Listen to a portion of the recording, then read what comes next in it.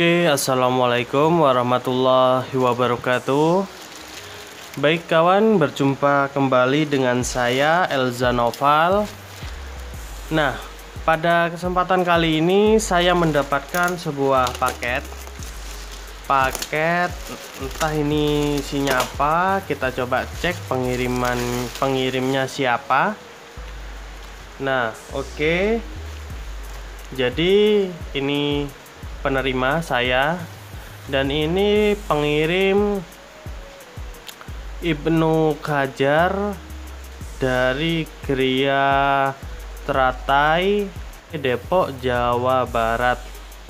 Nah, sepertinya Om Ibnu Qajar ini menyerviskan inverter mobil kalau nggak salah, inverter 12 volt to 90 volt kalau nggak salah.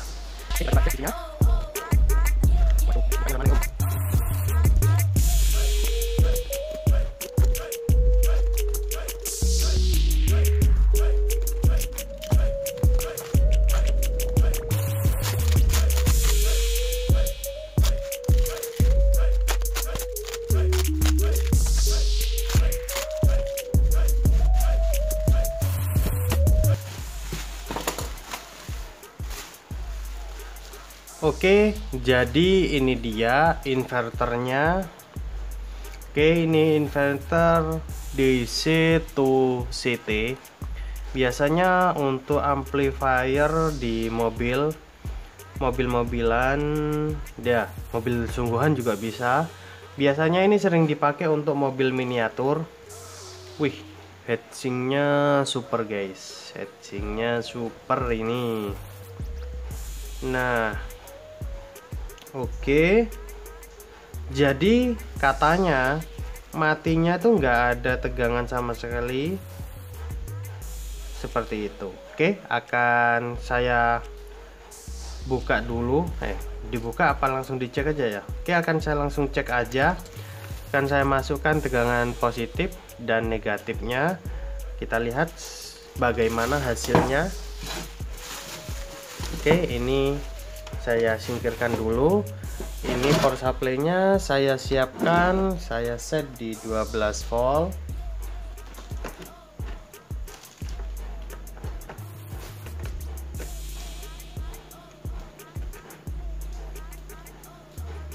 Nah, oke, ini power supply sudah ada di 12 volt. Dan AVO saya mana ya? Ntar dulu guys, saya cari AVO saya. Nah, oke, ini outputnya akan saya pantau tegangannya dan akan saya nyalakan. Nah, oke,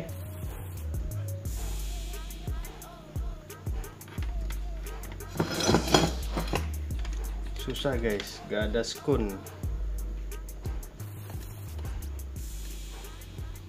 Oke, saya pegang gini aja. Oke, itu untuk tegangan outputnya dan inputnya.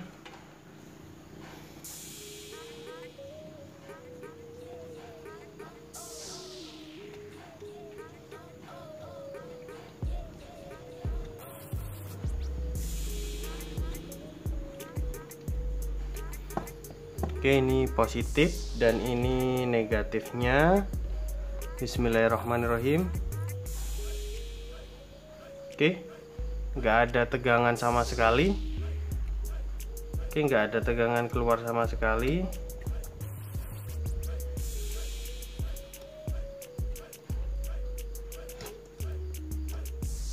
Oke, ini nggak ada tegangan keluar sama sekali. Oke, guys.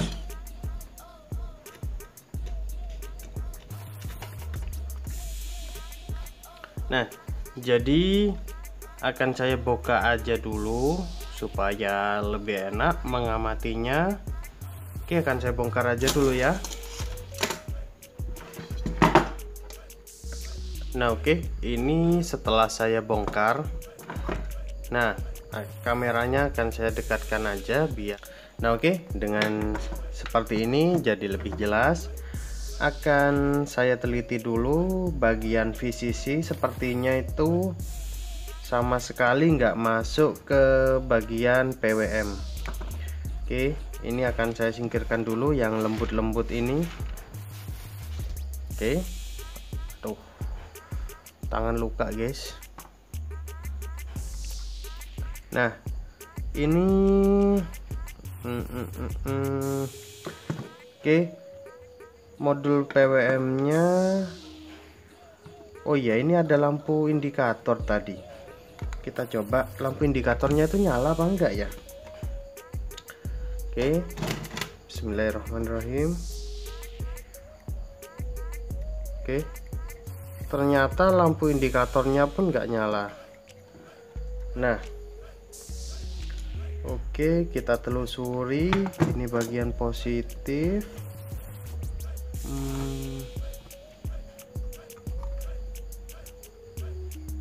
Jalur positifnya kemana aja nih ya?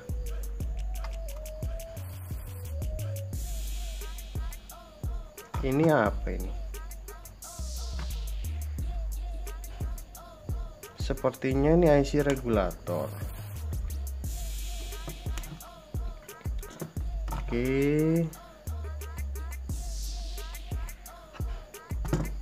Nah, akan saya cari jalur 12 volt atau jalur VCC yang masuk ke bagian PWM. Oke, kita cek aja acak. Oke, jadi ini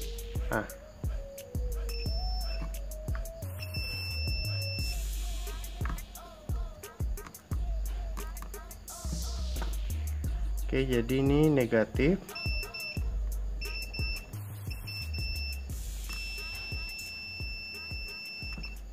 Negatif kenapa konslet? Oh, karena ada kapasitor. Oke, ini enggak short ini. Oke, kita cari. Nah, ternyata nggak ada jalur VCC yang masuk ke ini. Apa ini ya untuk VCC-nya? Ntar akan saya pahami dulu rangkaiannya. Lewat mana ya supply PWM-nya? Apa ini supply PWM?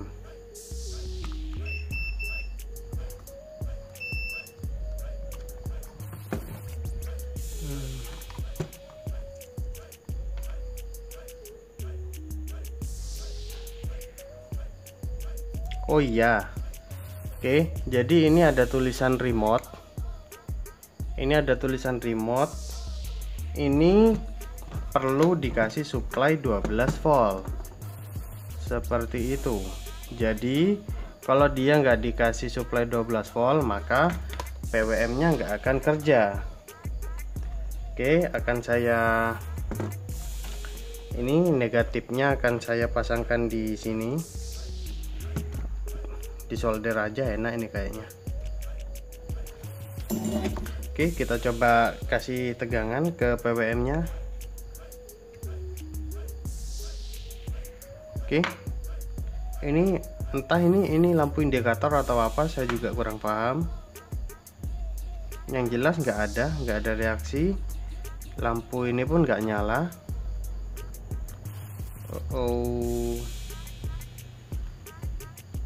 Oke.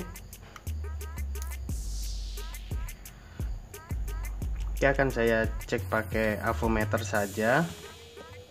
Kita cek pada voltnya. Oke.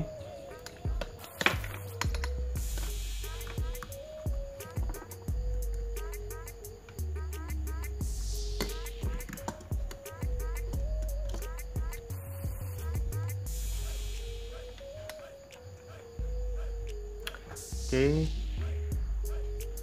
Nah, ini akan saya cek.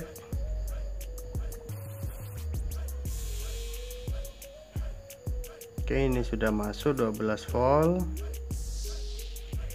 Oke. Bagian untuk gate-nya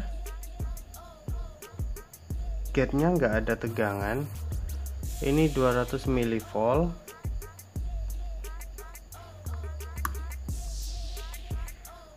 Ini juga nggak ada tegangan. Oke, kenapa ini? Nah, oke, jadi board PWM-nya akan saya buka saja sambil supaya memudahkan proses ceknya. Akan saya buka aja.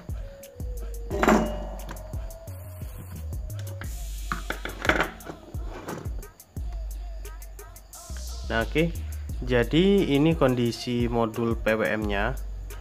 Ini PWM-nya biasanya menggunakan TL494. Oke, sudah kelihatan agak semrawut ini. Oke. Ini dipasang dua resistor di satu tab. Ini juga mungkin karena stok resistor yang enggak ada, jadi ditambah-tambahkan gitu aja ya, mungkin seperti itu. Oke, ini akan saya kasih kabel gini aja supaya memudahkan pada saat ngeceknya. Akan saya kasih kabel dulu. Nah, oke. Jadi ini saya pasangi kabel seperti ini, jadi mudah cara ngeceknya. Oke, ini untuk remote-nya akan saya kasih kabel gini aja. Oke, saya kasih tegangan. Bismillahirrahmanirrahim.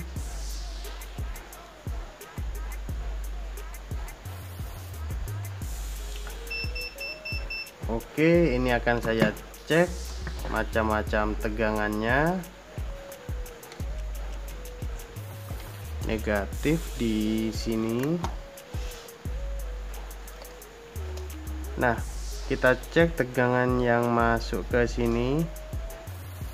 Oke, normal 12 volt. Ini 2 volt. Nah, oke, ini ketemu penyebabnya. Tegangan yang masuk ke IC ini drop, hanya keluar 2 volt. Nah, oke, otomatis jadi PWM nya nggak akan bekerja karena ini kalau bisa kita perhatikan, ini masuk ke bagian VCC di sini.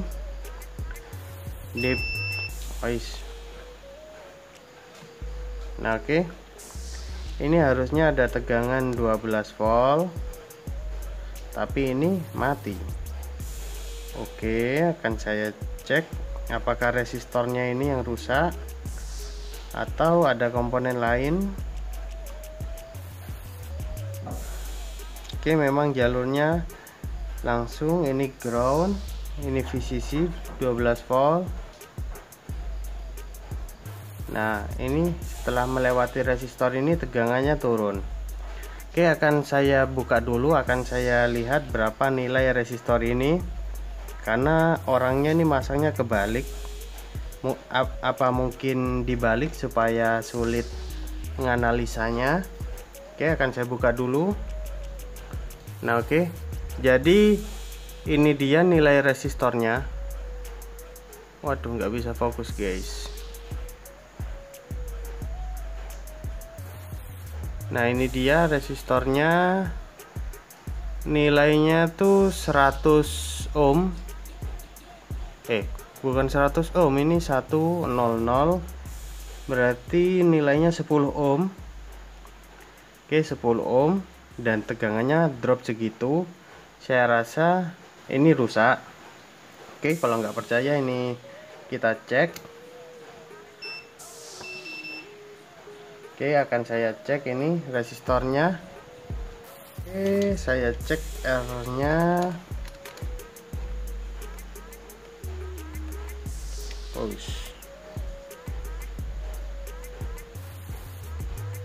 Oke, R-nya nggak terbaca. Oke, ini R nya putus. Oh, masih terbaca.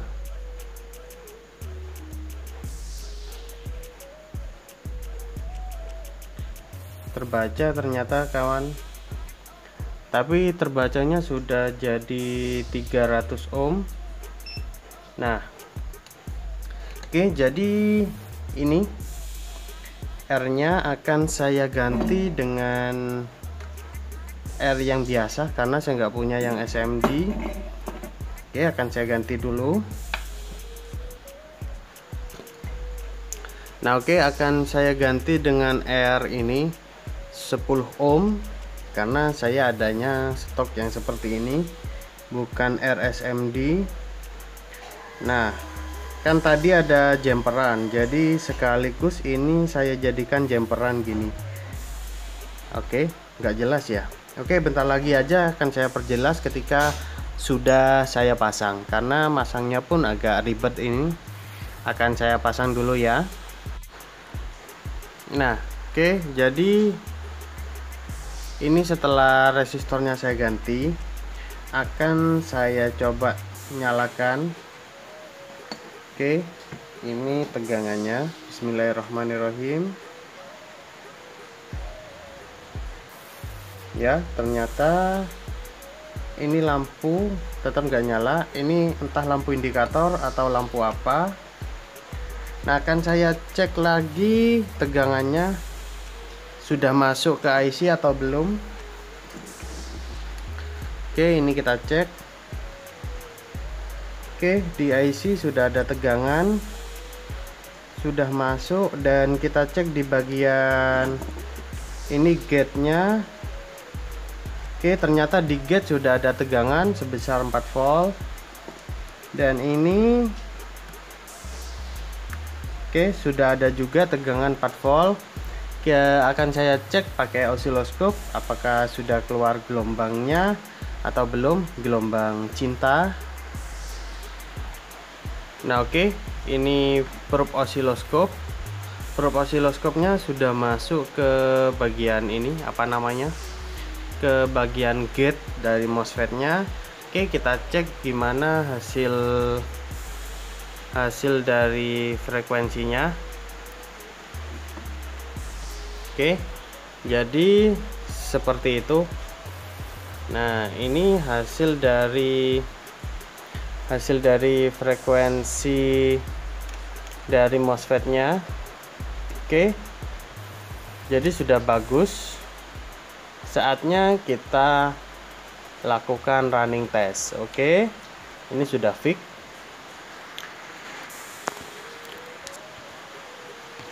Nah, oke, tinggal saya rapikan. Jadi fix permasalahannya hanya ada pada resistor ini. Oke, akan saya rapikan, akan saya rakit kembali, dan kita coba nyalakan keseluruhan. Oke.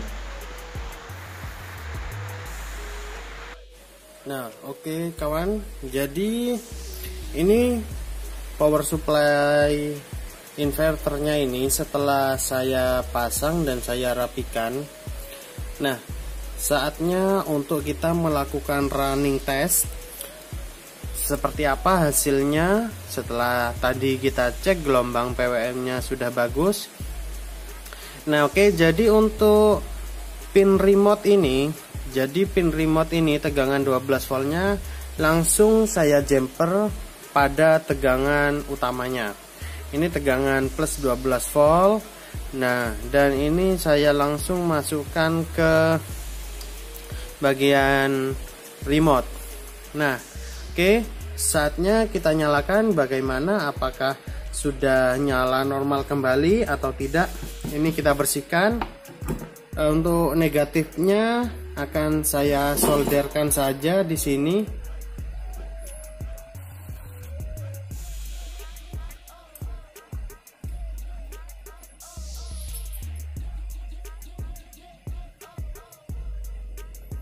Nah, oke, untuk pin negatif sudah saya solder, dan ini positifnya kita balik. Oke. Nah, oke, pastikan bagian bawahnya steril ya dari benda-benda logam yang bersifat konduksi. Oke, jadi ini kita cek tegangannya.